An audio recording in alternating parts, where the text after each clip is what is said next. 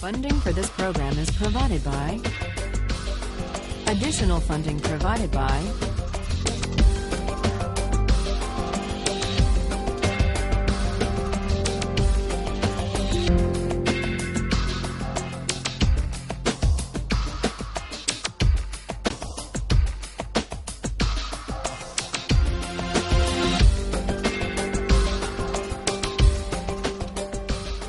Today we turn to John Locke.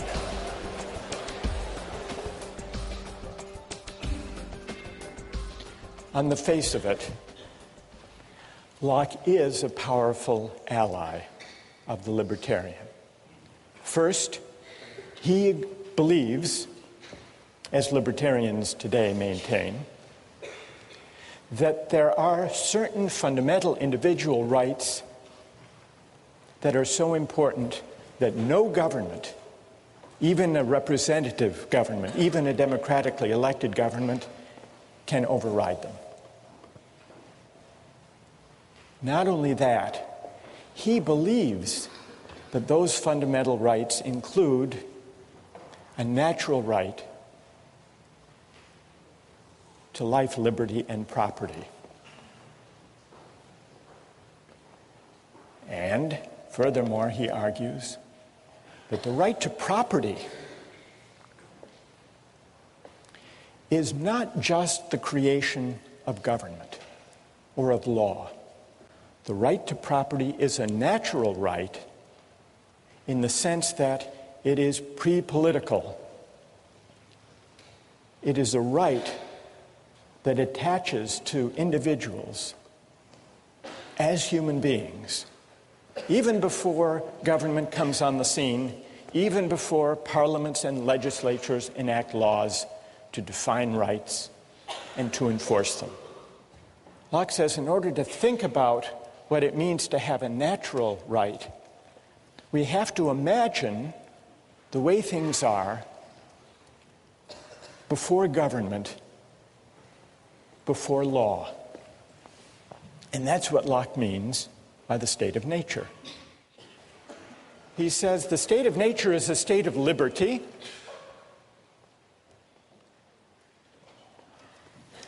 Human beings are free and equal beings.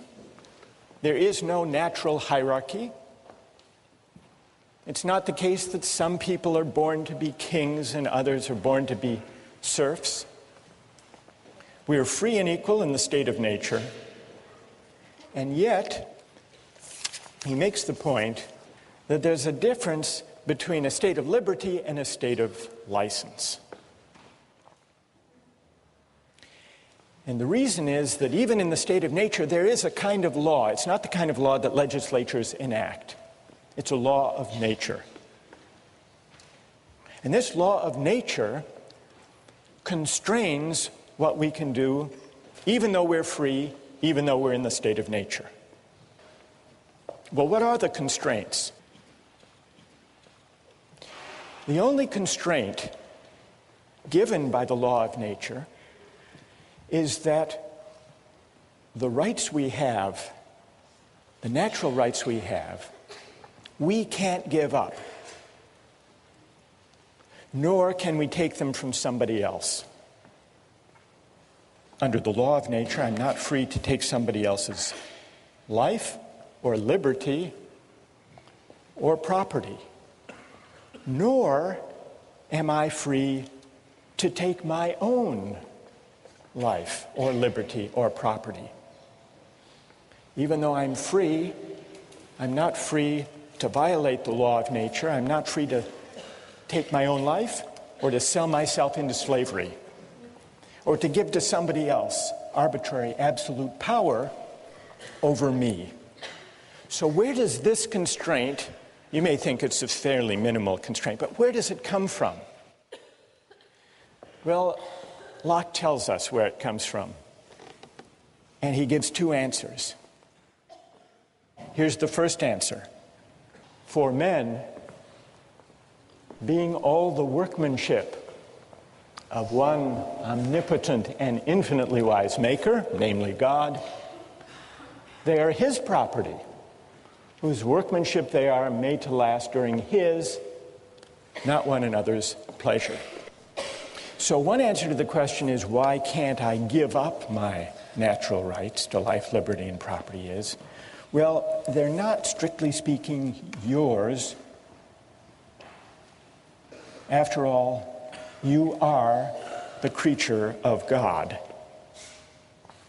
God has a bigger property right in us, a prior property right. Now you might say that's an unsatisfying, unconvincing answer, at least for those who don't believe in God. What did Locke have to say to them? Well, here's where Locke appeals to the idea of reason. And this is the idea that if we properly reflect on what it means to be free, we will be led to the conclusion that freedom can't just be a matter of doing whatever we want. I think this is what Locke means when he says, the state of nature has a law of nature to govern it which obliges everyone, and reason, which is that law, teaches mankind who will but consult it that all being equal and independent, no one ought to harm another in his life, health, liberty, or possessions. This leads to a puzzling, paradoxical feature of Locke's account of rights. Familiar in one sense, but strange in another. It's the idea that our natural rights are unalienable. What does unalienable mean? It's not for us to alienate them or to give them up, to give them away, to trade them away, to sell them. Consider an airline ticket. Airline tickets are non-transferable, or tickets to the Patriots or to the Red Sox. Non-transferable tickets are unalienable. I own them in the limited sense that I can use them for myself, but I can't trade them away. So in one sense, an unalienable right, a non-transferable right, makes something I own less fully mine. But in another sense of unalienable rights, especially where we're thinking about life, liberty, and property, for a right to be unalienable makes it more deeply, more profoundly mine. And that's Locke's sense of unalienable. We see it in the American Declaration of Independence. Thomas Jefferson drew on this idea of Locke. Unalienable rights to life, liberty, and as Jefferson amended Locke, to the pursuit of happiness. Unalienable rights. Rights that are so essentially mine that even I can't trade them away or give them up. So these are the rights we have in the state of nature, before there is any government. In the case of life and liberty, I can't take my own life, I can't sell myself into slavery any more than I can take somebody else's life or take someone else as a slave by force. But how does that work in the case of property? Because it's essential to Locke's case that private property can arise even before there is any government. How can there be a right to private property even before there is any government? Locke's famous answer comes in section 27. Every man has a property in his own person. This nobody has any right to but himself. The labor of his body and the work of his hands, we may say, are properly his. So he moves, as the libertarians later would move, from the idea that we own ourselves, that we have property in our persons, to the closely connected idea that we own our own labor. And from that to the further claim that whatever we mix our labor with that is unowned becomes our property. Whatever he removes out of the state that nature has provided and left it in, he has mixed his labor with and joined it to something that is his own, and thereby makes it his property. Why? because the labor is the unquestionable property of the laborer, and therefore no one but the laborer can have a right to what is joined to or mixed with his labor. And then he adds this important provision, at least where there is enough and as good left in common for others. But we not only acquire a property in the fruits of the earth, in the deer that we hunt, in the fish that we catch, but also if we till and plow and enclose the land and grow potatoes, we own not only the potatoes, but the land, the earth. As much land as a man tills, plants, improves, cultivates, and can use, the product of, so much is his property. He, by his labor, encloses it from the commons. So, the idea that rights are unalienable seems to distance Locke from the libertarian. The libertarian wants to say we have an absolute property right in ourselves, and therefore we can do with ourselves whatever we want. Locke is not a sturdy ally for that view. In fact, he says if you take natural rights seriously, you'll be led to the idea that there are certain constraints on what we can do with our natural rights, constraints given either by God or by reason, reflecting on what it means really to be free. And really to be free means recognizing that our rights are unalienable. So here's the difference between Locke and the libertarians. But when it comes to Locke's account of private property, he begins to look again like a pretty good ally. Because his argument for private property begins with the idea that we are the proprietors of our own person, and therefore of our labor, and therefore of the fruits of our labor, including not only the things we gather and hunt in the state of nature, but also we acquire a property right in the land that we enclose and cultivate and improve. There are some examples that can bring out the moral intuition that our labor can take something that is unowned and make it ours. Though sometimes there are disputes about this. There's a debate among rich countries and developing countries about trade-related intellectual property rights. It came to a head recently over drug patent laws. Western countries, and especially the United States, say, we have a big pharmaceutical industry that develops new drugs. We want all countries in the world to agree to respect the patents. Then there came along the AIDS crisis in South Africa. And the American AIDS drugs were hugely expensive, far more than could be afforded by most Africans.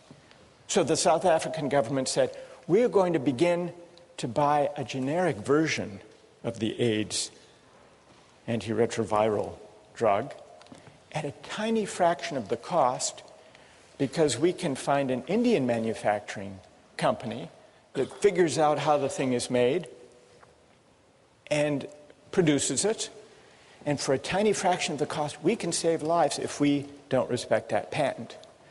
And then the American government said, no, here's a company that invested research and created this drug. You can't just start mass producing these drugs without paying a licensing fee. And so there was a dispute. And the pharmaceutical companies sued the South African government to try to prevent their buying the cheap, generic, as they saw it, pirated version of an AIDS drug. And eventually, the pharmaceutical industry gave in and said, all right, you can do that. But this dispute about what the rules of property should be, of intellectual property, of drug patenting, in a way is the last frontier of the state of nature, because among nations where there is no uniform law of patent rights and property rights, it's up for grabs until, by some act of consent, some international agreement, people enter into some settled rules. What about Locke's account of private property and how it can arise before government and before law comes on the scene? Is it successful? How many think it's pretty persuasive? Raise your hand. How many don't find it persuasive? All right, let's hear from some critics. What is wrong with Locke's account of how private property can arise without consent? Yes? Yeah. I think it justifies European cultural norms as far as when you look at how Native Americans may not have cultivated American land, but by their arrival in the Americas, that contributed to the development of America, which wouldn't have otherwise necessarily happened then or by that specific group. So you think that this defense of private property in land? Yes, because it complicates original acquisition if you only cite the arrival of foreigners that cultivated the land. I see. And what's your name? Rochelle. Rochelle? Yeah. Rochelle says this account of how property arises would fit what was going on in North America during the time of the settlement, the European settlement. Do you think, Rochelle, that it's a way of defending the appropriation of the land? Indeed, because he's also justifying the Glorious Revolution, so I don't think it's inconceivable that he's also justifying colonization as well. Well, it's an interesting historical suggestion, and I think there's a lot to be said for it. What do you think of the validity of his argument, though?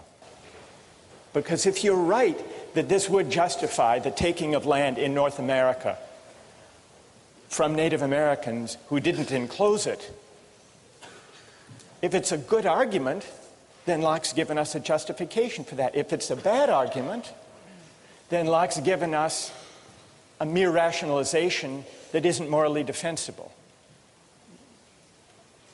I'm leaning to the second You're one, leaning but toward the second. That's my opinion as well. All right, well then let's hear if there's a defender of Locke's account of private property.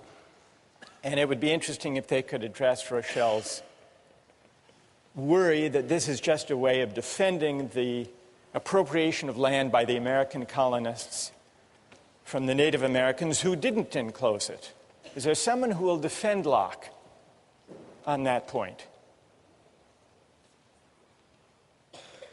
You ready? Are you going to defend Locke? Like you're accusing him of justifying the European, basically, massacre of the Native Americans. But who says he's defending it? Maybe the European colonization isn't right. Maybe it's the state of war that he talked about in his second treatise, So the wars between the Native Americans and the colonists, the settlers, that might have been a state of war that we can only emerge from by an agreement or an act of consent. And that's what would have been required. Yeah, and fairly both to resolve sides them. would have had to agree to it and carry it out and everything. But what about, and what's your name? Dan? But Dan, what about, Rochelle says this argument in section 27 and then in 32 about appropriating land, that argument, if it's valid, would justify the settlers appropriating that land and excluding others from it. Do you think that argument's a good argument? Well, doesn't it kind of imply that the Native Americans hadn't already done that? Well, the Native Americans as hunter-gatherers didn't actually enclose land. So I think Rochelle is onto something there. What I want to... Go ahead, Dan. At the same time, he's saying that just by picking an acorn or taking an apple or maybe killing a buffalo on a certain amount of land, that makes it yours because it's your labor, and that's, your labor would enclose that land. So by that definition, maybe they didn't have fences around little plots of land, but They were wasn't using benefit. it. Yeah, They were by using Locke's it. definition. So because maybe they by mixed their Locke's labor. definition, the Native Americans could have claimed a property right Right. in the land itself. But they just All right. didn't have Locke on their side, as Good. she points out. Okay, that's good. One more defender of Locke. Go ahead. Well, I mean, just to defend Locke, he does say that there are sometimes in which you can't take another person's land. For example, you can't acquire land that is common property to people. And in terms of American Indians, I feel like they already had civilizations themselves, and they were using land in common. So it's kind of like an analogy to what he was talking about with like the common English property. You can't take land that everybody's sharing in common. Interesting. And That's also, interesting. you can't take land unless you make sure that there's as much land as possible left for other people to take as well. So if you're taking so you have to make sure that whenever you take land, or that there's enough left for other people to use. That's Right. just as good as the land that you took. So. That's true. Locke says there has to be this right to private property in the earth is subject to the provision that there be as much and as good left for others. What's your name? Right. I'm Fang. So Fang, in a way, agrees with Dan that maybe there is a claim within Locke's framework that could be developed on behalf of the Native Americans. Here's the further question. If the right to private property is natural, not conventional, if it's something that we acquire even before we agree to government, how does that right constrain what a legitimate government can do?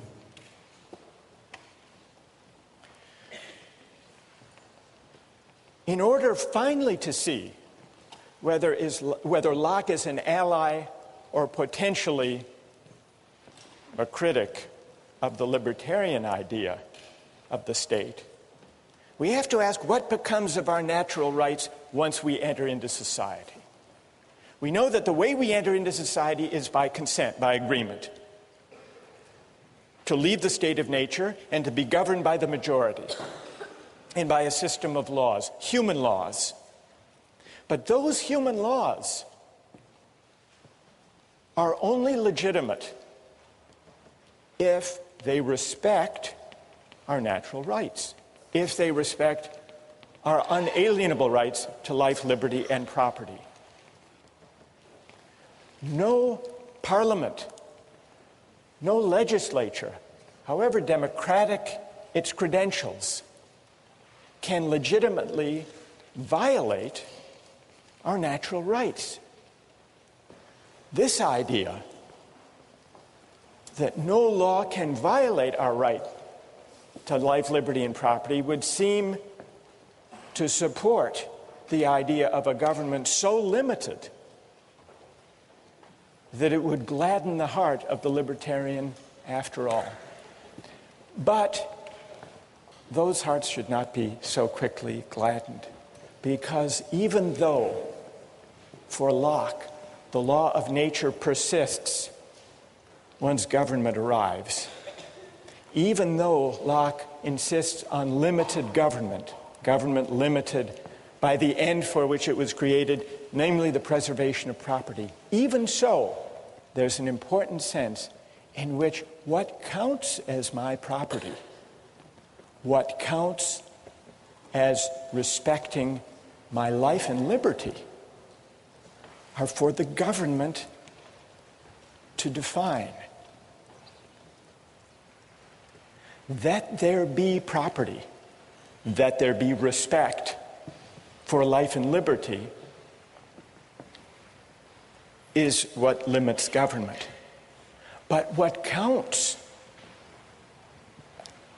as respecting my life and respecting my property, that is for governments to decide and to define. How can that be? Is Locke contradicting himself? Or is there an important distinction here? In order to answer that question, which will decide Locke's fit with the libertarian view, we need to look closely at what legitimate government looks like for Locke, and we turn to that next time.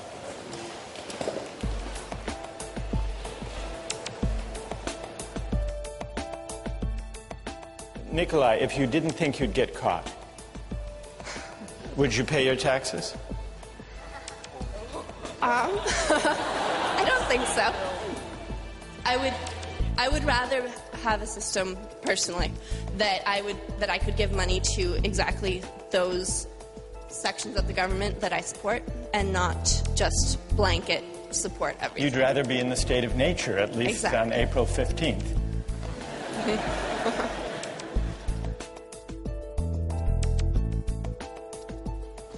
Last time, we began to discuss Locke's state of nature, his account of private property, his theory of legitimate government, which is government based on consent and also limited government.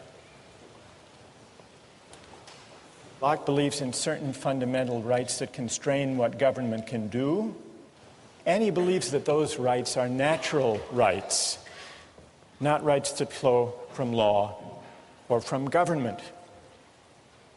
And so Locke's great philosophical experiment is to see if he can give an account of how there could be a right to private property without consent before government and legislators arrive on the scene to define property.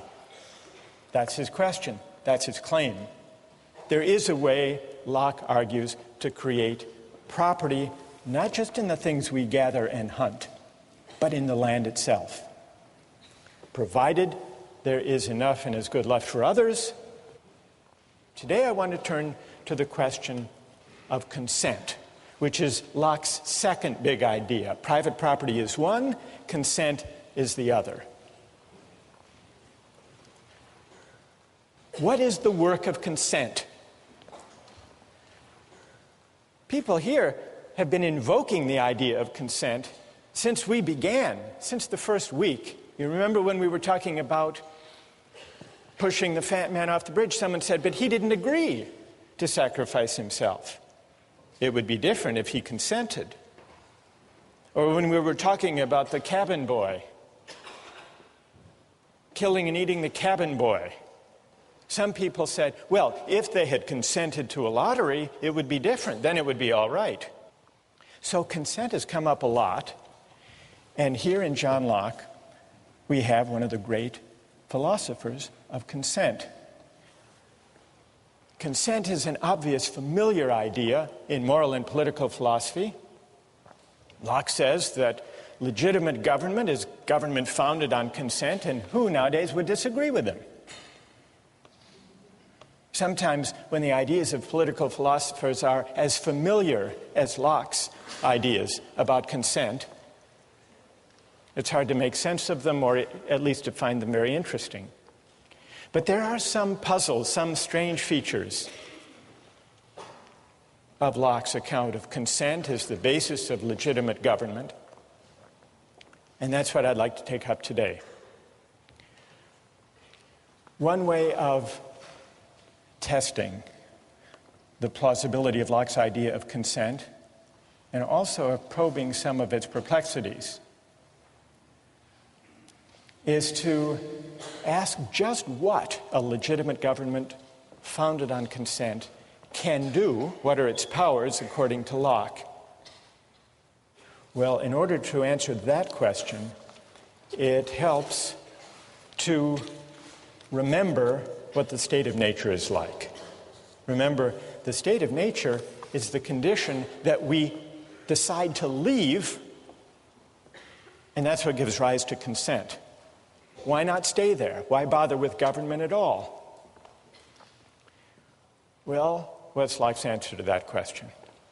He says there are some inconveniences in the state of nature, but what are those inconveniences?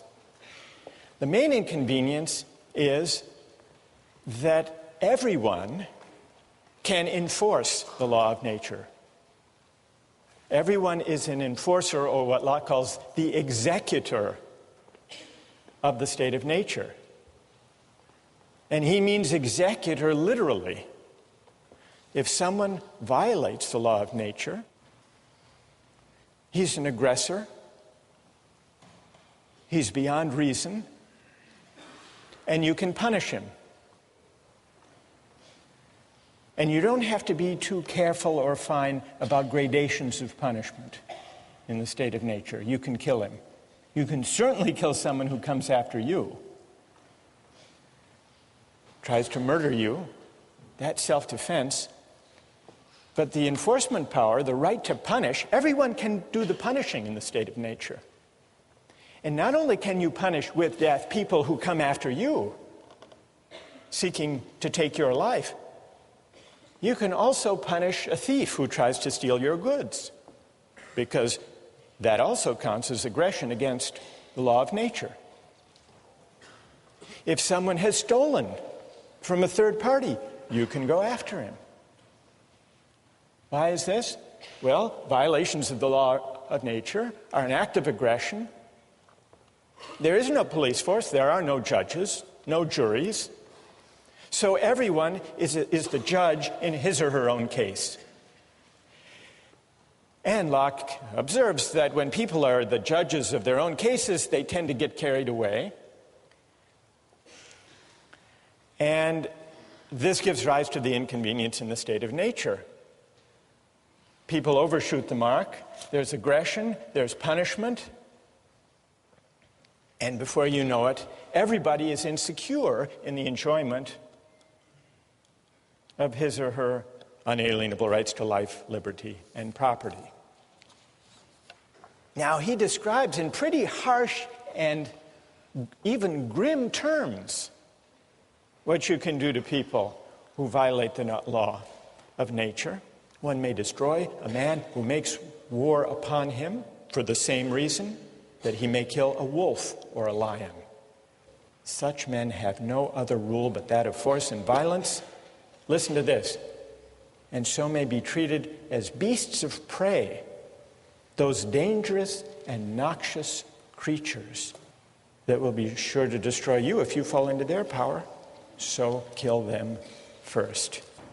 So what starts out as a seemingly benign state of nature where everyone's free and yet where there is a law and the law respects people's rights and those rights are so powerful that they're unalienable, what starts out looking very benign, once you look closer, is pretty fierce and filled with violence, and that's why people want to leave. How do they leave? Well, here's where consent comes in. The only way to escape from the state of nature is to undertake an act of consent where you agree to give up the enforcement power and to create a government or a community where there will be a legislature to make law and where everyone agrees in advance, everyone who enters agrees in advance to abide by whatever the majority decides. But then the question, and this is our question, and here's where I want to get your views, then the question is, what powers, what can the majority decide? Now here it gets tricky for Locke, because you remember, alongside the whole story about consent and majority rule, there are these natural rights, the law of nature, these unalienable rights. And you remember, they don't disappear when people join together to create a civil society. So even once the majority is in charge, the majority can't violate your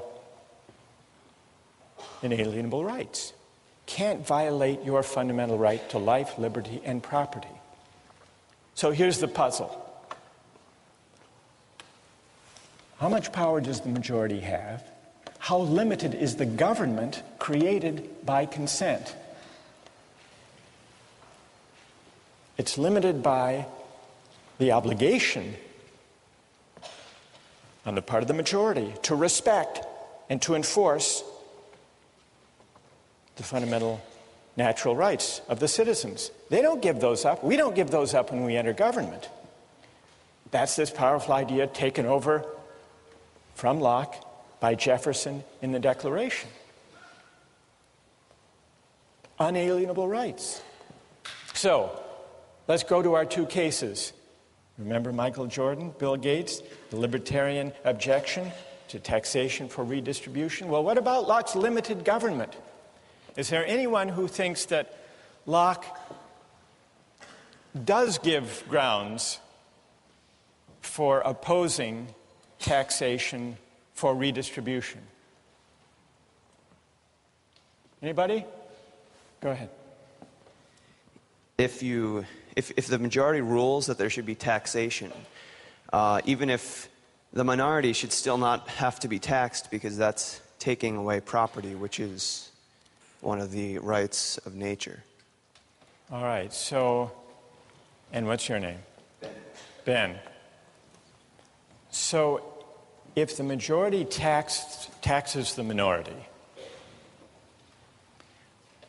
without the consent of the minority to that particular tax law, it does amount to a taking of their property without their consent, and it would seem that Locke should object to that.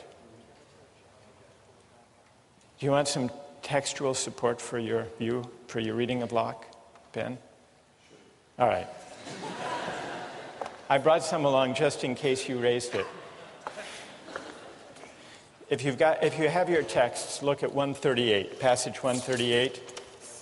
The supreme power, by which Locke means the legislature, cannot take from any man any part of his property without his own consent. For the preservation of property being the end of government, and that for which men enter into society, it necessarily supposes and requires that people should have property. That was the whole reason for entering society in the first place, to protect the right to property. And when Locke speaks about the right to property, he often uses that as a kind of global term for the whole category, the right to life, liberty, and property.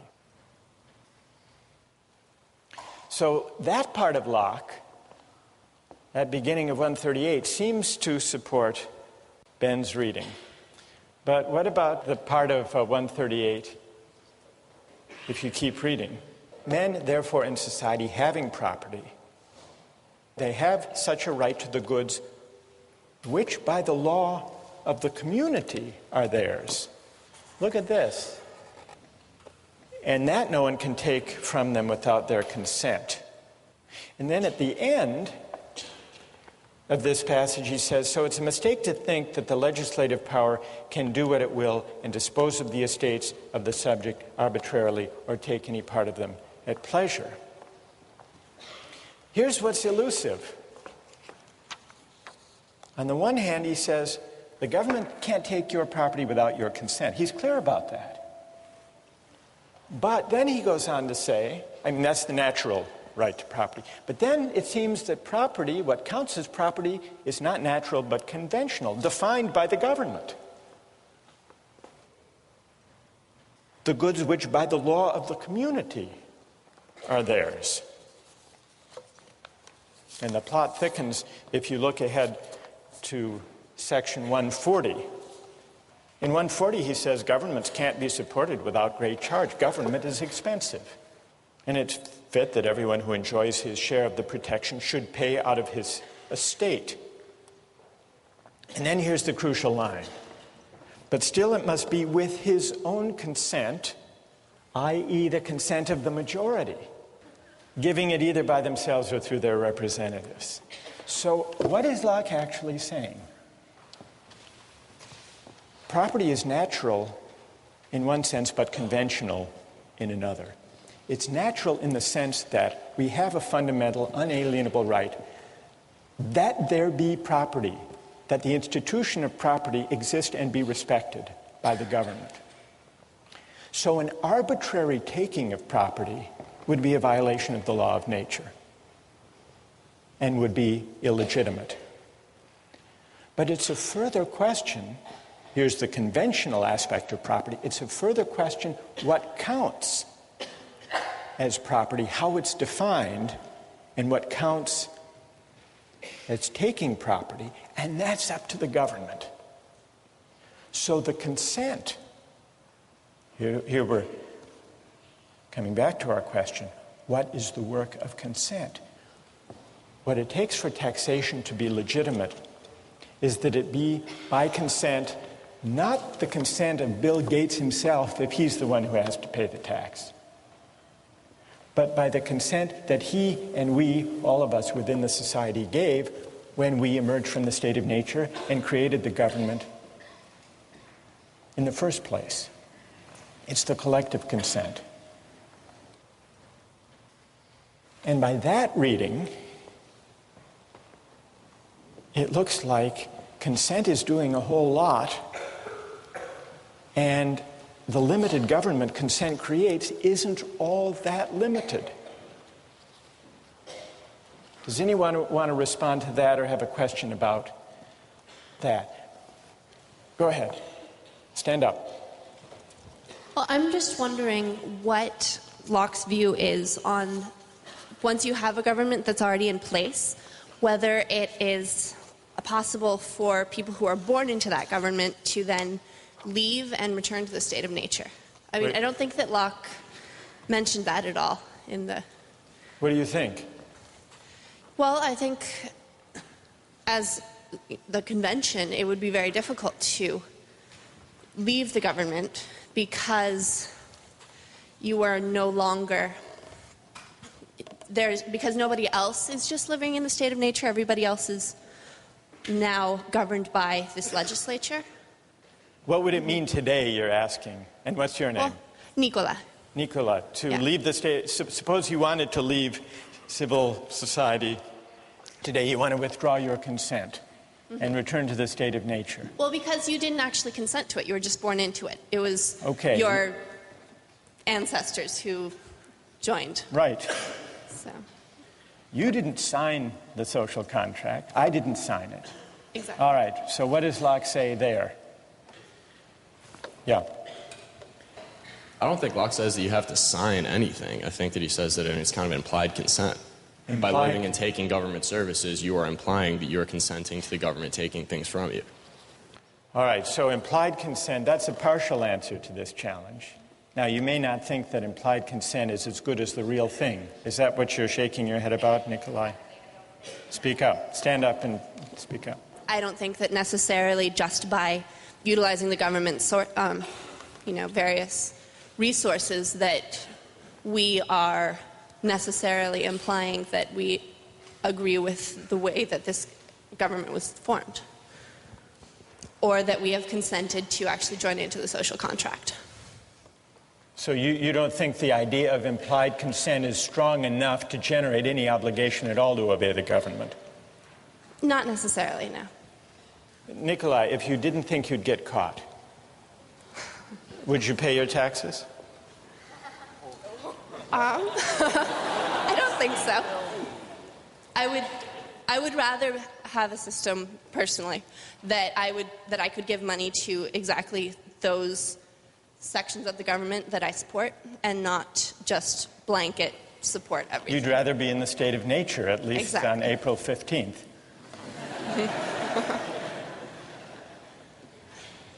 But what I'm trying to get at is, do you consider that you're under no obligation, since you haven't actually entered into any act of consent, but for prudential reasons you do what you're supposed to do according to the law? Exactly. If you look at it that way, then you're violating another one of Locke's treatises, which is that you can't take anything from anyone else. Like you can't take the government services and then not give them anything in return. If you want to go live in the state of nature, that's fine, but you can't take anything for the government, because by the government's terms, which are the only terms under which you can enter the agreement, say that you have to pay taxes to take those things. So you're saying that Nicola can go back into the state of nature if she wants to, but she can't drive on Mass Ave. Exactly. Right. I want to raise the stakes beyond using Mass Ave, Yes. and even beyond taxation. What about life? What about military conscription? Yes. What do you say? Stand up. First of all, we have to remember that sending people to war is not necessarily implying that they'll die. I mean, obviously, you're not raising their chances here, but it's not a death penalty. So if you're going to discuss whether or not military conscriptions is equivalent to, suppressing people's right to life, you shouldn't approach it that way. Secondly, the real problem here is Locke has this view about consent and natural rights. But you're not allowed to give up your natural rights either. So the real question is, how does he himself figure it out between I agree to give up my life, give up my property when he talks about taxes or military conscription for the fact. But I guess Locke would be against suicide. And that's still, my own consent. I agree. Good. All right. What's your name? Eric. So Eric brings us back to the puzzle we've been wrestling with since we started reading Locke. On the one hand, we have these unalienable rights to life, liberty, and property, which means that even we don't have the power to give them up. And that's what creates the limits on legitimate government. It's not what we consent to that limits government. It's what we lack the power to give away when we consent that limits government. That's the point at the heart of Locke's whole account of legitimate government. But now you say, well, if we can't give up our own life, if we can't commit suicide, if we can't give up our right to property, how can we then agree to be bound by a majority that will force us to sacrifice our lives or give up our property? Does Locke have a way out of this? Or is he basically sanctioning an all-powerful government, despite everything he says about unalienable rights? Does he have a way out of it? Who would speak here in defense of Locke or make sense, find a way out of this predicament? All right, go ahead. I feel like there's a general distinction to be made between the right to life that individuals possess and the fact that the government cannot take away a single individual's right to life. I think if you look at conscription as the government picking out certain individuals to go fight in war, then that would be a violation of their rights, their natural right to life. On the other hand, if you have conscription or, let's say, a lottery, for example, then in that case, I would view that as the population picking their representatives to defend them in the case of war. The idea being that since the whole population cannot go out there to defend its own right to property, it picks its own representatives through a process that's essentially random. And then these sort of elected representatives go out and fight for the rights of the people. It works very similar. It works just like an elected government, in my opinion. All right, so an elected government can conscript citizens to go out and defend the way of life, the community that makes the enjoyment of rights possible? I think it can, because to me it seems that it's very similar to the process of electing representatives to a legislature. Although here, it's as if the government is electing by conscription certain citizens to go die for the sake of the whole. Is that consistent with respect for a natural right to liberty? Well, what I would say there's a distinction between picking out individuals and having a random choice of individuals. Like picking out, let me make sure, between picking out individuals. Well, right, what's your name? Gokul. Gopal says there's a difference between picking out individuals to lay down their lives and having a general law. I think this is the answer Locke would give, actually. Gopal. Locke is against arbitrary government. He's against the arbitrary taking, the singling out of Bill Gates to finance the war in Iraq. He's against singling out a particular citizen or group of people to go off and fight.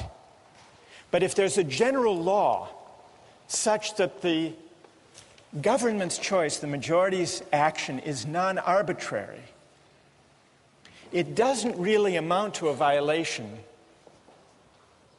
of people's basic rights. What does count as a violation is an arbitrary taking, because that would essentially say, not only to Bill Gates, but to everyone, there is no rule of law. There is no institution of property, because at the whim of the king, or for that matter of the parliament, we can name you or you to give up your property or to give up your life. But so long as there is a non-arbitrary rule of law, then it's permissible. Now, you may say this doesn't amount to a very limited government.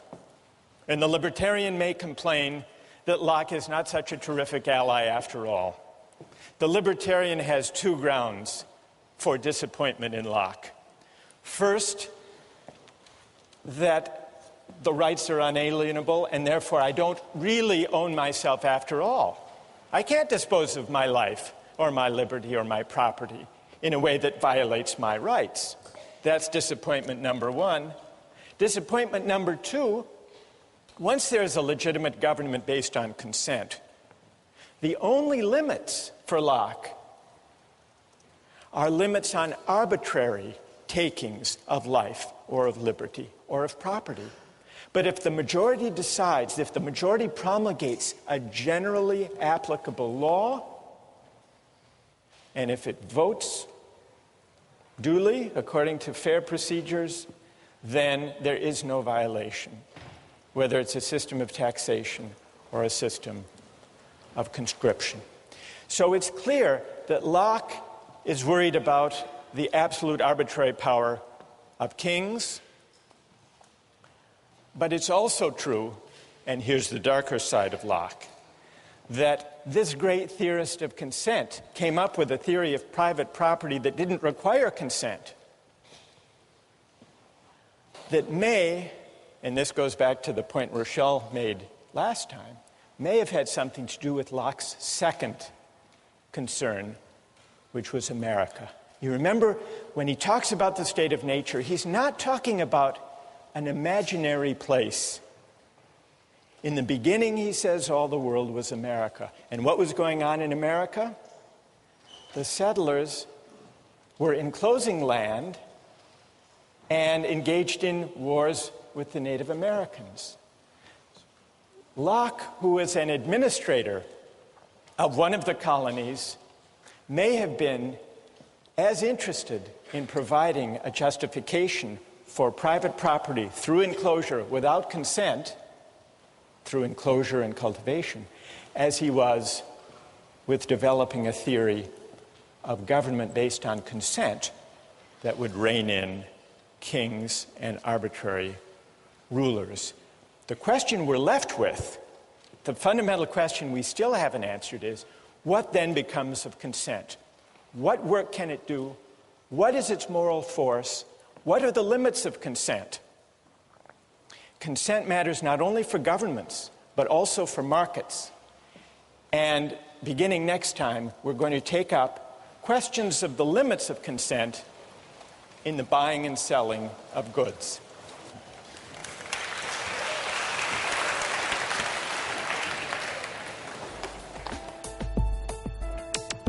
Don't miss the chance to interact online with other viewers of Justice. Join the conversation, take a pop quiz, watch lectures you've missed, and learn a lot more. Visit justiceharvard.org. It's the right thing to do.